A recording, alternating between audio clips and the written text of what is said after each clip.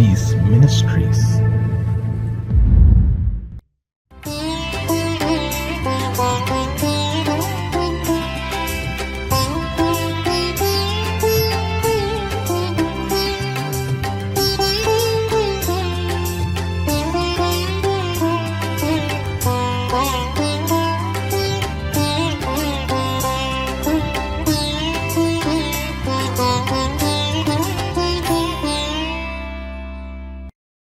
கிறிஸ்துவுக்குள் பிரியமானவர்களே, ஆண்டவரும் இரட்சகருமாகிய இயேசு கிறிஸ்துவின் நாமத்தினாலே காட் கோ சீஸ் மினிஸ்ட்ரிஸ் சார்பாக அன்பின் வாழ்த்துதலை தெரிவித்துக் கொள்கிறேன். இந்த 8வது மாதம் தேவனாகிய கர்த்தர் புதிய துவக்கங்களை நம்முடைய வாழ்க்கையில் செய்ய உண்மையுள்ளவராயிருக்கிறார். 8 என்பது வேதத்தின் அடிப்படையில் நியூ பிகினிங், புதிய துவக்கம் என்று சொல்லப்பட்டிருக்கிறது. நிச்சயமாகவே இந்த மாதம் நம் வாழ்க்கையிலே, நமது குடும்பங்களிலே, ஆவிக்குரிய நிலைகளிலே புதிய துவக்கங்களை தரும் என்பதில் எந்த சந்தேகமும் இல்லை. ஒரு ஊழியக்காரனாய் நான் அதை உறுதிப்படுத்தி உங்களை வாழ்த்தி ஆசீர்வதிக்கிறேன். உங்கள் குடும்பங்களிலே, ஊழியங்களிலே, தனிப்பட்ட வாழ்க்கையிலே புதிய துவக்கங்களை கர்த்தர் நிச்சயம் தருவார். தேவனுடைய வாக்குத்தத்தங்கள் ஒருபோதும் மாறாதவைகள். கர்த்தர் நம்மை உயர்த்துகிறவர், நம்மை வாலாக்காமல் தலையாக்குகிறவர், கீழாக்காமல் மேலாக்குகிறவர். கர்த்தருடைய வார்த்தையை கேளுங்கள், நம்புங்கள், விசுவாசியுங்கள். இந்த மாதம் முழுவதும் தேவனாகிய கர்த்தர் நம்மை நடத்த உண்மையுள்ளவராயிருக்கிறார். அவரையே பற்றி கொள்வோம், அவருடைய வார்த்தையின்படி நடப்போம். கர்த்தர் தாமே பெரிய காரியங்களை செய்வாராக. ஆமென்.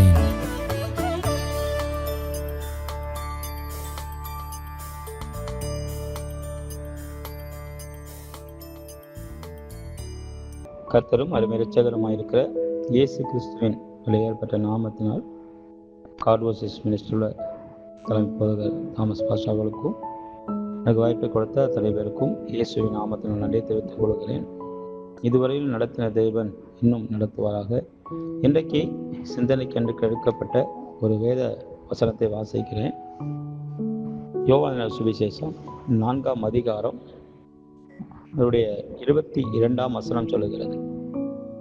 யோவான் சுவிசேஷம் 4ஆம் அதிகாரம் 22ஆம் வசனம். நீங்கள் அறியாததை தொழுது கொள்ளுகிறீர்கள், நாங்கள் அறிந்திருக்கிறதை தொழுது கொள்ளுகிறோம்.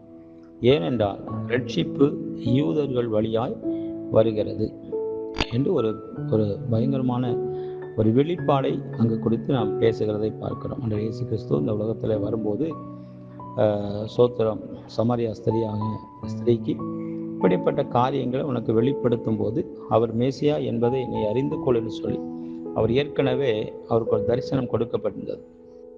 அந்த தரிசனத்தின்படி இந்த இடத்துல அவர் வரும்போது அந்த ஸ்திரீ அங்கே நிற்கிறார்.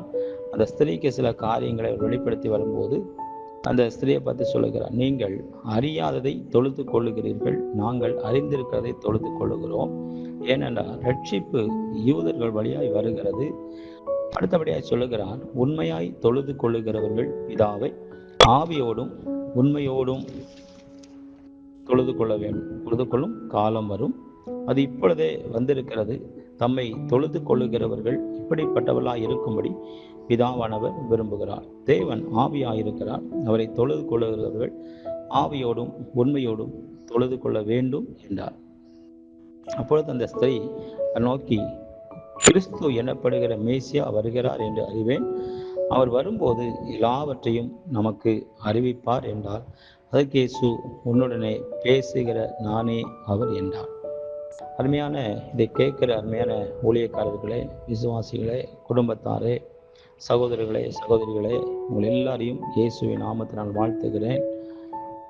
இன்றைக்கு இந்த காலகட்ட உலகத்தில், இன்றைக்கு இந்த காலங்களில் நடக்கிற சம்பவங்களை நம்ம எல்லாரும் அறிந்திருக்கிறோம்.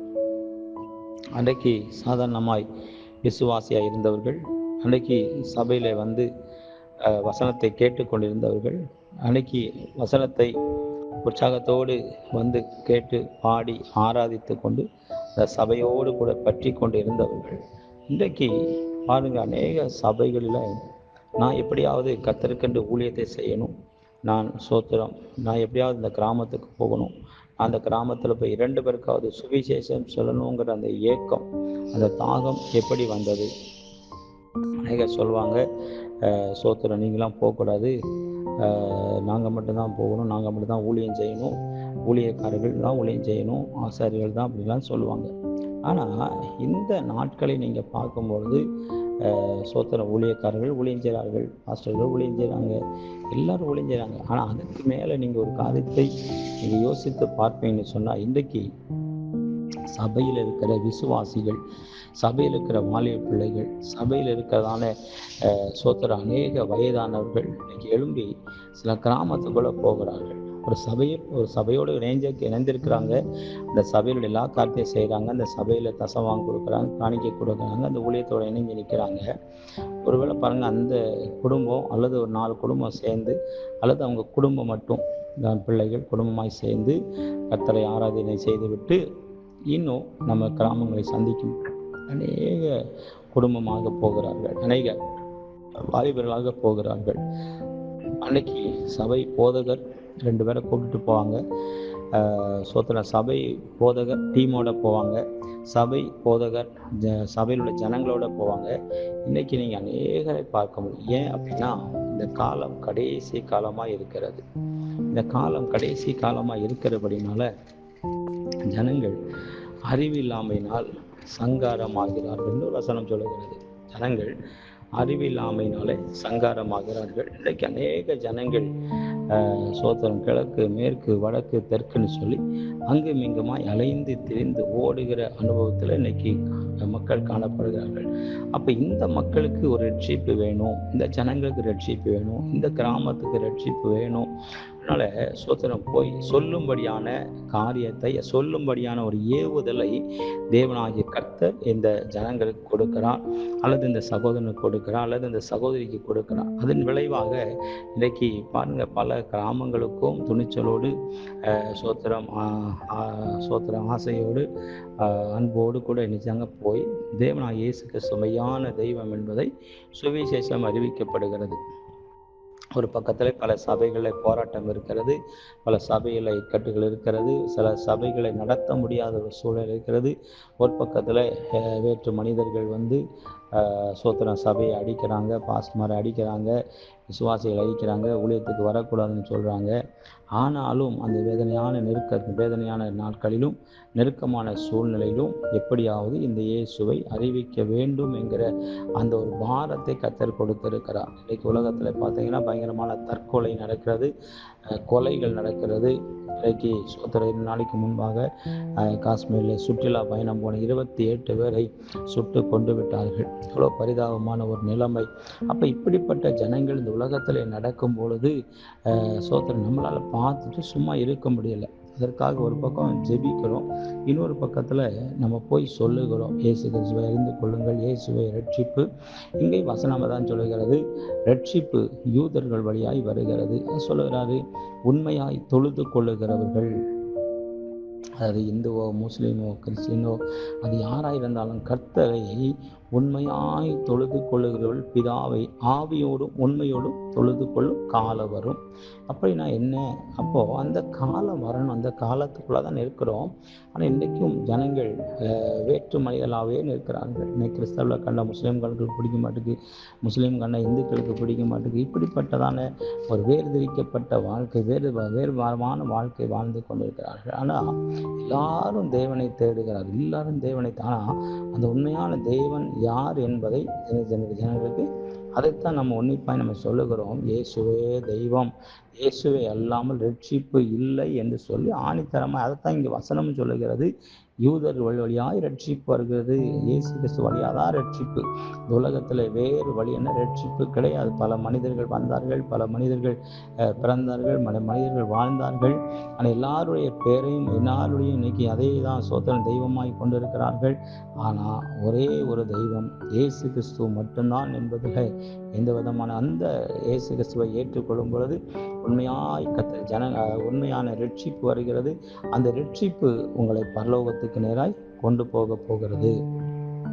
அதில் யாதொரு சந்தேகமும் இல்லை. இப்போது நம்ம யாரை அடக்கி வைத்தாலும் அவர்கள் அடங்கி நிற்பதற்கான வாய்ப்புகள் கிடையாது. இன்றைக்கி சொல்லுவாங்க, நாங்கள் மட்டும் தான் ஊழியத்துக்கு போகணும், நீங்களாம் போகக்கூடாதுன்னு சொன்னாலும் கூட அவங்க அடக்கி வைக்க முடியாது. ஏன் அப்படின்னா, தேவன் அவரை தெரிந்து கொண்டார். வசனம் சொல்வது, தாயின் கருவில் உருவாதுக்கு முன்னமாகவே அவனை தெரிந்து கொண்டு அவனை பேர் சொல்லி அழைத்தேன், தீர்க்கதரிசியை கட்டளையிட்டேன் என்று சொன்ன வேத வார்த்தையின்படி கடைசி காலத்தில் சொல்றாரு. பார்த்தீங்களா, என்ன சொல்றாரு? சோத்திரம் பரிசுத்த ஆவியானவர் வரும்பொழுது நீங்கள் யூதேயாவிலும் சமாரியாவிலும் பல இடங்களில் இன்னும் சாட்சியாய் நிற்பீர்கள் என்று வசனம் சொல்லுகிறது. அதே போல தான் இன்றைக்கி பரிசுத்த ஆவியானவர் ஊற்றப்படுகிற ஒரு நாட்கள், பரிசுத்த ஆவியானவர் கிரியை செய்கிற நாட்கள்.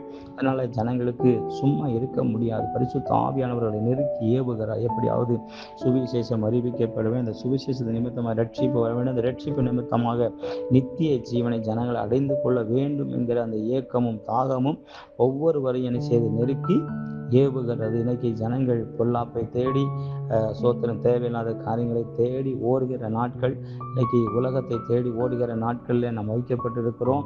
ஆனால் அந்த உலகம் உங்களுக்கு சொந்தம் அல்ல, உலகத்தில் உள்ளவைகளும் உங்களுக்கு சொந்தம் அல்ல. இந்த பூமி ஒரு நாள் எல்லாம் ஒளிந்து போகும். உலகத்தில் உள்ளவைகளும் எல்லாம் ஒளிந்து போகும். ஒளியாத ஒன்று உண்டு, அழியாத ஒன்று உண்டு. சோத்திரம், அது நித்திய ஜீவன், அது பரலோகம் என்பதில் சந்தேகமில்லை. நீங்கள் ஆராய்ந்து பாருங்க. கர்த்தர் இயேசு கிறிஸ்துவை ஏற்றுக்கொள்ளுங்க, ரட்சிக்கப்படுங்க. கர்த்தர் நிச்சயமாகவே உங்களையும் உங்கள் குடும்பத்தை எல்லாம் கர்த்தர் ஆசீர்வதிப்பாராக. இன்னும் பார்த்தீங்கன்னா, சில வேளைகளில் அன்னைக்கு அநேக ஊழியக்காரர்களுக்குள்ளாக இன்னைக்கு அநேக பிரிவினைகள் காணப்படுகிறது. எப்படின்னா, ஒருவர் சொல்லுவாங்க இயேசுவின் நாமத்தினாலே ஞானஸ்நானம் கொடுக்குறாங்க, பிதா குமாரன் பரிசுத்த ஆவியின் நாமத்தினால ஞானஸ்நானம் கொடுக்குறாங்க. அந்த இயேசு கிறிஸ்துவன்னு சொல்கிறாங்க, அங்கே இயேசுவின் நாமத்தில் ஞானஸ்நானம் கொடுக்குறாங்க அப்படின்னு சொல்லி ஒரு சொல்லும்போது சொல்கிறது, அங்கே அவங்க நமக்கு விரோதி அல்ல, அவங்க நமக்கு விரோதி அல்ல, அவங்க செய்கிறதை என்ன செய்யட்டும் அப்படின்னு சொல்லி விட்டு கொடுக்குற ஒரு மனப்பான்மையில் இருந்த அன்னைக்கு அநேகரை குறை சொல்லி கொண்டே இருக்கிறோம். அந்த சபையை குறை சொல்லுகிறோம், இந்த சபையை குறை சொல்லுகிறோம், அந்த ஊழியக்காரை குறை சொல்லுகிறோம், இந்த ஊழியக்காரை குறை சொல்லுகிறோம். ஆனால் வசனம் சொல்லுது, இந்த குறை சொல்லுதல் நமக்கு தேவையில்லாத ஒரு காரியம். நமக்கு என்ன, ஆண்டவர் இயேசு கிறிஸ்துவை அறிவிக்க வேண்டும் என்ற நோக்கமும் இயேசு கிறிஸ்துவை அறிய வேண்டும் என்கிற அந்த இயக்கமும் நமக்குள்ளே இருந்தால் போதும்.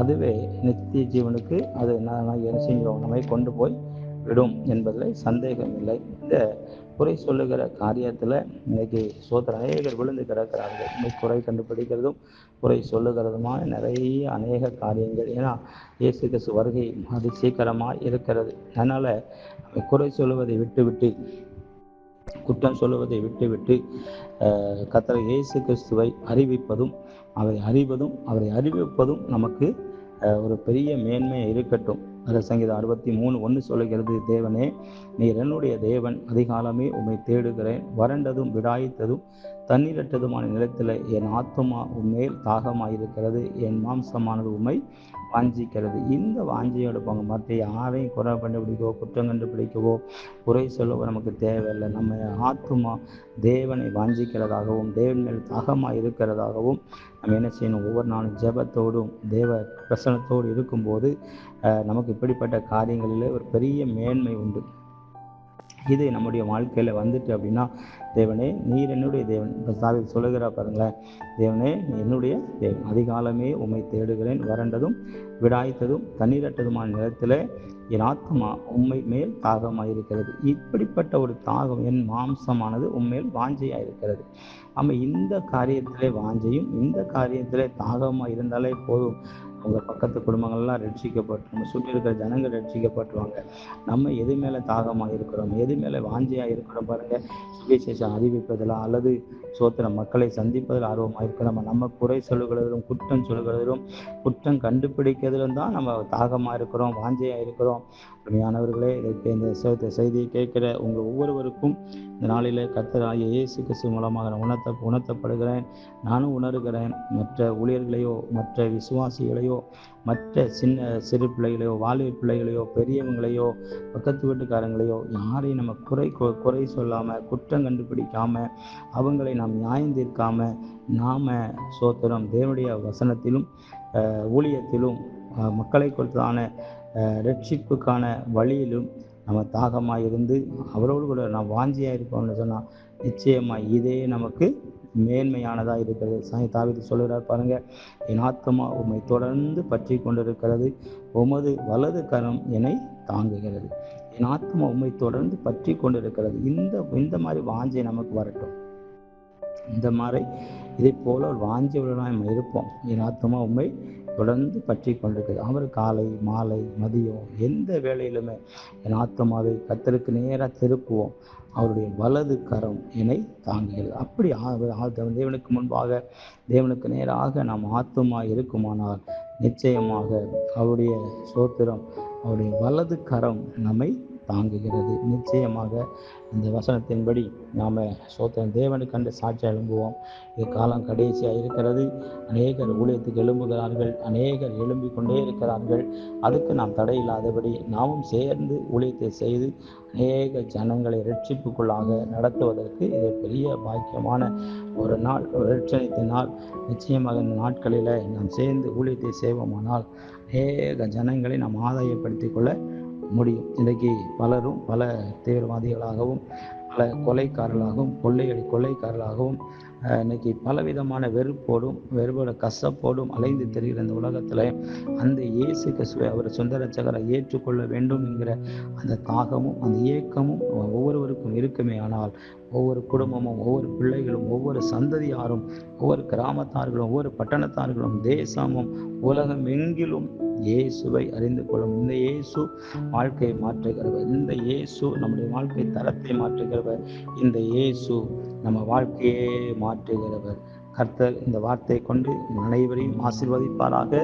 தேவன் தாமே மகிமை உண்டாகட்டும். ஆமென், ஆமென். God bless you.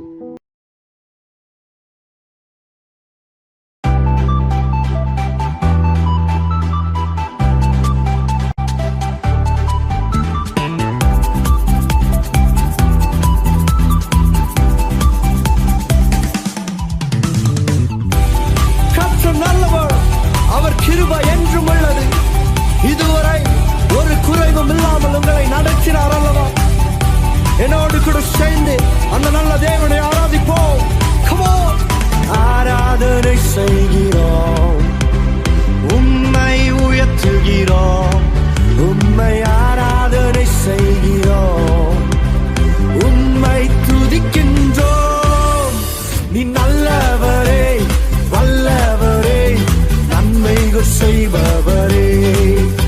நீ நல்லவரே, வல்லவரே, நன்மைகள் செய்பவரே. உமக்கு ஆராதனை, உமக்கு ஆராதனை, ஆராதனை, உமக்கு ஆராதனை. நீ நல்லவரே, வல்லவரே, நன்மைகள் செய்பவரே. நீ நல்லவரே, வல்லவரே, நன்மைகள் செய்பவரே.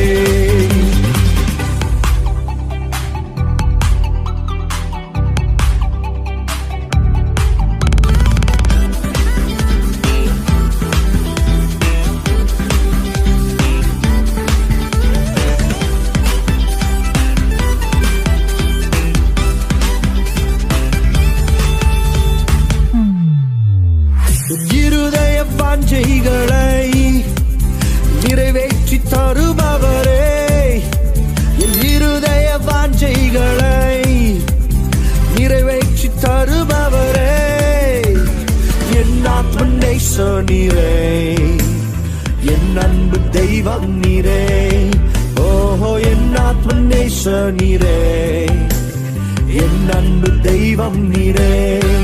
உமக்கு ஆராதனை, உமக்கு ஆராதனை, ஆராதனை, உமக்கு ஆராதனை. நீ நல்லவரே, வல்லவரே, நன்மைகள் செய்பவரே.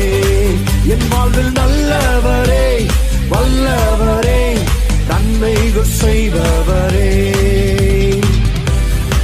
துதிகளின் மத்தியில் வாசம் செய்பவர் நம் தேவன். அவரை ஆராதிக்கும் இந்த நேரத்தில் உங்கள் மத்தியில் ஒரு மாற்றத்தை உண்டு பண்ண வல்லமை உள்ளவராய் இருக்கிறார். என்னோடு சேர்ந்து அவரை ஆராதிப்போமா? துதிகளின் தேவனே,